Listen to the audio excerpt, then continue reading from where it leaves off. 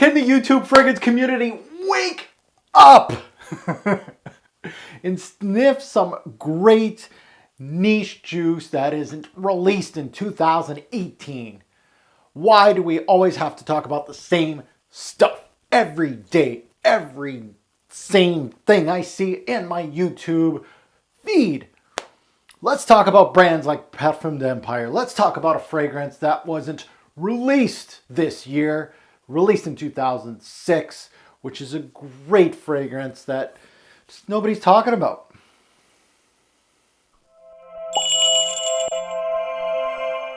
What's going on, YouTube fragrance family? Welcome to another Robes 08 fragrance review. Today I'm going to put my nose on the house of Parfum Empire.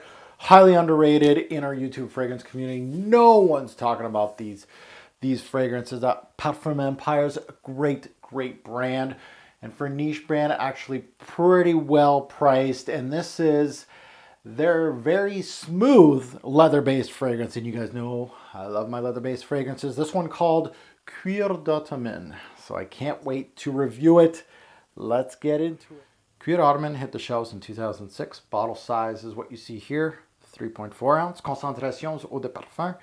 And pricing online, retail, you're looking at around $145 American to purchase Cuir Ottoman.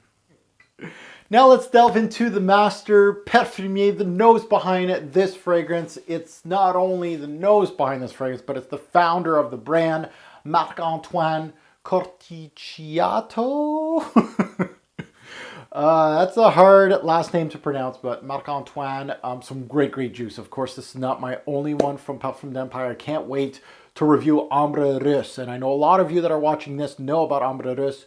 Great fragrance from the brand. Not the only two you should check out. You should check out the whole brand. So let's get back to this. Let's take a look at the note breakdown. In the notes, we have iris, jasmine, laudanum. In the middle, we got leather, tolu balsam, and benzoin. And in the base, we have incense, tonka bean, and vanilla. Major notes to this nose right here. This fragrance is highly dominated by the leather and the iris, but the tolu balsam does its thing. A lot of these notes that I just named off, a lot of them make their presence felt in this fragrance, and that's what I love about a note breakdown like this, that you can feel everything in this fragrance. Group to C leather floral fragrance. How many sprays and where? Go my usual, one on the chest, two on the neck, so bang, and then two on the arms, one here and one here, and ooh, I can smell that leather already. Whew. And of course, the token one on the hand for the review, to remind me of that exquisite introduction. Let's get into it. Upon sniffing, Cuir Ottoman smiles. Why? Because I know I'm going for a ride right now. This is niche quality all over the place. It just gives you complexity. It throws you on the left, it throws you on the right.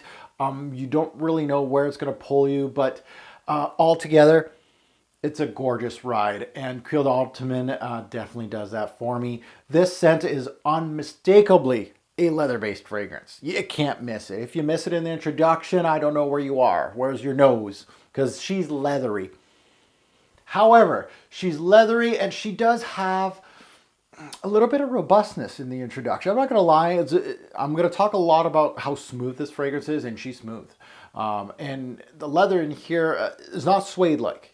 Again, when I talk about, there's two different leathers, and I'm going to get into that in this review, but the leather in here, very nice. It does have its, how can I say, it's got its 5 o'clock shadow, right? You know what I'm talking about. The leather is a little robust, but at the same time, it has some softness to this fragrance. Not only that you're going to get this leather here, but in the introduction, you're also going to get this buttery feel of the iris. The iris kind of gives it a very buttery feel, a very creamy iris. Almost immediately you get that with the leather. And those are going to be your major players in this fragrance.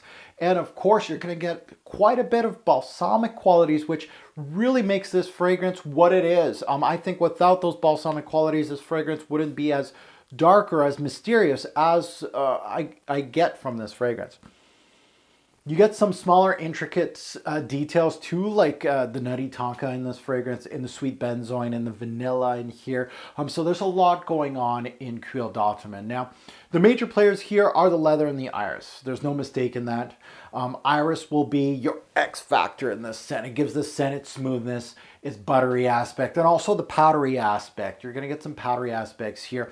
The leather here is the color brown rather than black, and it's weird that I'm thinking that because I'm thinking this is not your rough and tumble leather that I come to expect. This is more of a nice smooth brown leather chair. It makes it a little smoother, a little less dark, to be quite honest with you. If that makes all kinds of sense to you, perfect. You got the same mentality as I do. Some other people would be like, huh? Brown leather, black leather, who cares? Leather's leather. The labdanum in here helps the darkness in the opening, as labdanum can often actually give off a leathery appeal to a scent, and it does here too. Some noses kind of pick up a rubbery tone in this fragrance. You see some reviews talking about comparing this to the hockey puck of the fragrance world, the Bulgari blacks of the world. This trick could be the mix of the leather and the iris mixing together. The leather here, to my nose, is the middle ground versus, you know, the suede-like leathers, which are very soft and kind of not my thing, depending. And then you got the dark smoky ones that are very, very dark and smoky, and that's what I want. But this fragrance right here goes into the middle ground. Not a lot of fragrance can survive in the middle ground, but this one does. It's a great middle ground fragrance for leather lovers out there that gives enough edge to keep things interesting and will put a smile on leather lovers' faces, because you know, and I know, I'm a leather lover. You know, you give me Cuir by Mona Ziorio, you're giving me Leather Oud by Ziorio, you're giving me Amber Zerjoff. These are dark and mysterious and smoky leathers. These are really, you know, man's leather. We want something big and bold as leather lovers, but this one kind of bridges the gap. You know, those suede lovers, there's some out there, and there's nothing wrong with that. I'm not judging you, and there's nothing wrong with suede lovers, but this kind of bridges that gap, and it's hard to bridge that gap, and this one does it. The leather is smooth. It's not tarry. It's not smoky. It's not really animalic at all. Just enough bite to keep me interested, and that's what I like about this one. Now, this fragrance right here, this can be compared to the darker Ziorum series, and that's what really put me into, when I was smelling this fragrance, I was just like, niche Ziorum Intense, niche Ziorum Parfum. Yeah, because guess what? Ziorum Parfum and Intense, they use, of course, iris and leather. In the Parfum, you get more of the leather, but this is like a niche quality of that. And I think the leather's more, it's more about leather here than the iris, to be quite honest. In the Ziorum series, they really like to use the iris as the focal point. Parfum, more leather, but the leather in here, not comparable to, Ziorum has nothing on the leather in here. I'll put that right to shame, but the iris, of course, it's high-end with Zior. So the resins in this fragrance, the resins and the balsamic notes in Cuir Ottoman can't be forgotten, as they are your backbone in this scent. And oh, do they do their thing in this fragrance. The benzoin, the Tola balsam really gives this fragrance some character. They're truly well placed in the scent. They're more into the backbone of the scent, but they give this scent such a good backbone. It gives this scent that darkness that it needs. It seems like, of course, the leather's a middle ground, and it's kind of missing some facets to the fragrance. And the Tola balsam and the benzoin do their thing and keep this fragrance, you know, that the juice here is brown. That's what these resins are giving this fragrance, that brownness to the fragrance, and it's giving it its character, to be quite honest. Now, more into the deep dry down of Cuir Ottoman. This scent honestly doesn't move much. It really doesn't. Your main players stay the same. The iris kind of tones down. You get more of the vanilla and tonka, to be quite honest. More into, of course, the end of this fragrance. The powdery aspects show themselves a little more here. The warm, resinous, balmy aspects of Cuir Ottoman continue to push the brown color with the leather. At times during the dry down, it started making me think of a high-end Galilei, to be quite honest. With the use of vanilla and tonka, I was like, this reminds me of something, and it sure does. Galilei. And what does it remind me of? Well, it reminds me of the use of the buttery iris. It really uncanny. It smells like the buttery iris in Iris Ganache. from Guerlain. It kind of makes me think of Tonka Imperial a little bit, among others. It really has that Guerlain appeal in this, more into the dry down, because it's throwing off that butteriness a lot more. That Tonka, it's giving you that nuttiness from the Tonka, and it really is giving, of course, that sweetness from the vanilla that you get from a lot of Guerlains. So if you do take your time with this fragrance, you own this, and you put your nose real close, you can start smelling the nutty almond aspect of Tonka in this scent. And that was one thing that was almost, I've been testing this fragrance for a long time. It's been a couple years now that I've been testing this to review it. Again, I'm testing a lot of fragrances, so a couple of years seems like a lot to you guys, but it's really a culmination of a lot of fragrances getting tested. Anyway, towards the end of the testing, I'm like, damn, it's given me that nutty aspect from the Tonka. Imagine that. I almost wrote off the Tonka, and I finally found that, and I'm like, now I can smell it every time I wear it. I'm just like, wow. The incense in here. A lot of reviews talk about the incense in this fragrance. It's not really mentioned in my review, and there's a good reason why, because I felt like it came to play in and out of the fragrance a little bit, and I never really felt it had a huge impact on the fragrance, sadly, because a lot of reviewers talk about the main players: iris, leather, and incense. Those are the major players on a lot of reviews. Me, you take out the incense. I really think that your two major players are here. Of course, you got those resins, the Tolo Balsam, the benzoin, and I feel like Tonka and vanilla really do play a large role in here. Not really the incense. So it does make an impact on the overall of the scent, but not a huge player in my personal opinion. This is a leathery scent that truly is niche quality, worth every freaking penny. And depending on your taste for leather-based scents, this can be the one that you've been wanting or searching for. Some of them may be too dark for you, and some are just too mild for you. Suede. This is like that, just the bridge that puts everything together, I think. I truly appreciate the artistic side of this fragrance, definitely, while enjoying the depth, the complexity, and the blend of this scent. And those are three things that are super, uber important when I'm looking at niche fragrance. Does it have depth? Does it have complexity? And the blend. How's the blend on this one? And of course, the number one factor is it quality, and it hits every single one. Recommended age, teens, sorry, you guys are out, 20 plus. Highly unisex leather. Women, you can wear this. Men, you can wear this. 20 plus, that's my recommendation. Fragrances, what does this remind me of? It pulls quite a bit of a lot of fragrances. I really felt like this and Cuir Plein Fleur by James Healy. A great, great fragrance. I like that one. Really have similarities as far as the way they were built. They use leather and florals, not the same leather and florals. They don't smell the same. No. Same way they're built. Cuir Canage by, of course, Christian Dior, their high privé line, and of course Cuir Modeste by Uncle Serge. Best time to wear this fragrance, this is a nighttime fragrance. It has some sexiness to it, and that's why it's a nighttime scent. And talking about sexiness, why not a date night scent too? Seasons. Okay, this is, of course, a darker juice, but at the same time, I think fall and winter is great, but spring's coming up, and spring nights, summer nights, it's got to be cooler. Again, iris and leather, they don't mix with heat. They don't do well in heat, so iris comes out really powdery, and this has some powdery aspects. You don't want that to come out. So a cooler spring night or summer night, parfait, good to go. Development, linear, average, or complex. She's complex. Work appropriate, it could be.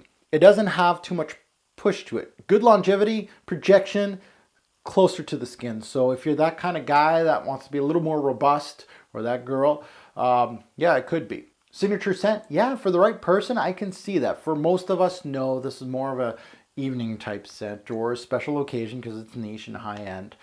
So let's get into my rating system. Let's see how this bad boy does, because I've been talking some very positive things about Cuir Ottoman because it's a very good scent. So let's get into it. Projection, this is where she lacks a little bit. 6 bottles out of 10, a little above average, but don't expect it to push a lot. Longevity, 9 bottles out of 10. This is where she works. 8 to 10 hours, any given wearing. That's a good score for longevity. Compliment factor, surprising. 6 bottles out of 10. I didn't think it was going to do as well as a 6. Again, a 6 isn't that great. It's a little above average, but it did well. Now, a lot of these niche that are more artsy or have more complexity to them may not garner that much compliments, but this one did okay. More than I thought it was gonna. I thought it was gonna be a 3 or 4 to be honest, but it got a 6. Uniqueness, 9. 9 bottles out of 10. Now, not a unique idea. It's not. No. It's not a unique idea, but a well executed one, and that deserves some points. You're not going to smell a fragrance exactly like this. No, but the idea is an old idea. Pricing versus what you get. Parfum Empire, I always felt were a well-priced niche brand. I really do. So I'm going to give it a 10, worth every single penny. Especially this one. I think this is one of their stars. Versatility, 8 bottles out of 10. She is highly versatile just because it's a bridge type of leather fragrance. So you can wear it quite a bit, especially in Canada here. I can wear it almost 70% of the time, give or take, or summers, yeah, I'll probably tuck it away. But spring, rainy day, overcast day, I'd wear it day. I know that I said more nights, but hey, it's overcast, it's raining. Leather scents, they shine in the rain. So versatility, 8. Smell, 10. It did its thing. It did its thing. It crushed it out of 10. And that goes to an overall score. Cuir Ottoman in the leather game. Hey, the leather game is very crowded. But as a leather release from a niche brand, I'm very, very impressed with this one. I'm going to give it an overall score of a 9 bottles out of 10. Really good stuff. And one of the leathers that I would actually recommend to my subscribers to at least get, a little Lucky Scent sample if you have to go that route. A little sample will do you good just to see what I'm talking about. A 9. And that goes to buy, try, or pass. Cuir Ottoman deserves the buy treatment. It really does. I think it's arguably the best from the brand, and this is a very good brand. That's a lot to say about a particular fragrance. So very good, and I highly recommend buy from yours truly. Overall, Cuir Ottoman is your middle ground of leathers. It's not a suede-like leather, where it would leave me wanting more, since it's not a true leather. But it's also not a smoky leather, like a leather oud from Zior or a Cuir by Monoziorio that utilizes cade oil to make that leathery smell in the scent. And boy, is it smoky. This is as smooth as a leather-based scent can be. I love the use of the balmy notes here. Without them, I think Cuir Ottoman would be missing a huge factor. And they're always missed in reviews, but this is tagged as an iris leather combo. You can't forget that Tolu Balsam, that benzoin. The tonka bean is beautiful in here. The vanilla does its thing. It's one of the best releases of the brand, if not the best, and one of the best leathers in the niche spectrum. Highly recommended from me to sniff. So I thank you for watching my review on Cuir Ottoman. I really know that this is probably a brand that isn't very popular and it's not going to get too many views, but for the ones that do view it and watch the whole thing, I certainly appreciate you guys tuning in. Don't hesitate to comment below. I love reading your comments, especially with these type of fragrances that I think are jewels and aren't going to get too much love. And remember, a great or poor fragrance will make a lasting impression. Choose your scent wisely. Thanks for watching.